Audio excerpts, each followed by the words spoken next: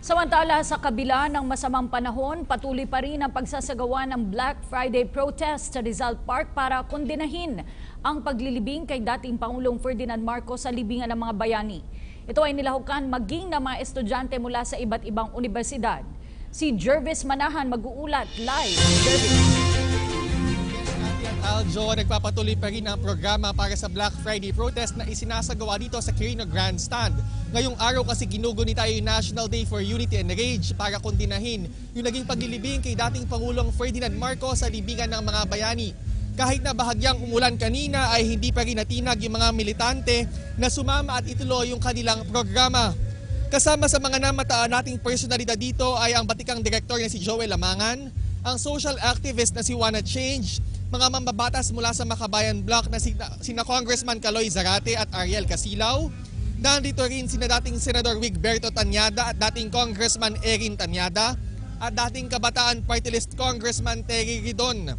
Mostly yung mga pumunta dito, Kathy, ay mga kabataan, mga biktima ng martial law at yung mga nakaranas din naman ng mga pang-aapi noong panahon ni dating Pangulong Ferdinand Marcos.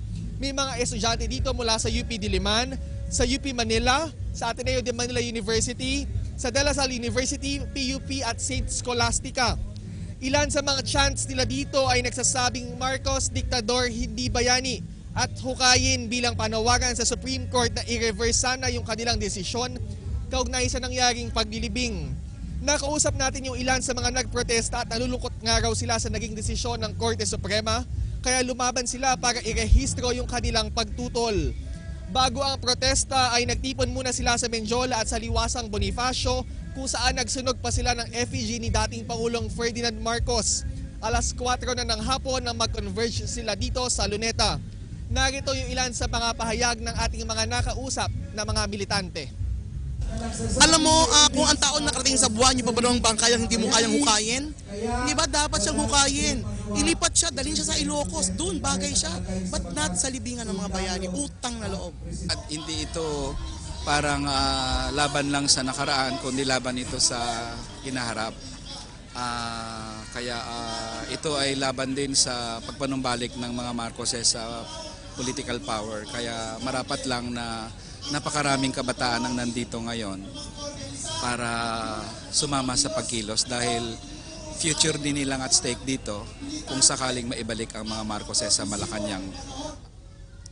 Samantala, Kathy at Aljo, may mga pro-Marcos groups din naman na pumunta dito para sabayan yung kanilang pagkilos. Bagamat kakaunti lang ay nagkabit pa rin sila ng kanilang mga banner na nagbibigay ng suporta sa naging desisyon ni Pangulong Duterte na ipalibing si dating Pangulong Ferdinand Marcos sa libingan ng mga bayani. Sila yung Duterte Youth na suportado daw ang naging desisyon ng kataas-taasang hukuman. Sabi nila, nagdesisyon na ang Pangulo at ang Korte Suprema kaya tanggapin na lang daw natin ito. Narito naman ang ilan sa kanilang mga pahayag. Naniniwala po kaming bayani si dating Pangulong Marcos sapagkat walang sinumang Pangulo na nakagawa ng kanyang mga naipagawa upang iunlad ang ating bansa noong mga panahon na yon. Naniniwala po akong bayani siya at diniklara niya lamang po ang martial law noong panahon na yon upang tuldukan ang korupsyon ng mga mayayaman. To give military honors to President Marcos was approved by the Supreme Court.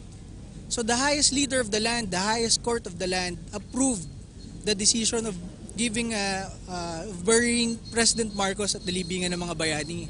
So ano pang problema? Kathy at Aljo, alas 8 ng gabi nakatakdang matapos yung kanilang programa dito pero hindi natin tiyak kung agad na nga ba magsisiuwi yung mga sumama sa Black Friday protest. At yan muna ang latest mula dito sa Quirino Grandstand. Balik muna sa inyo. Maraming salamat, Jervis Manahan.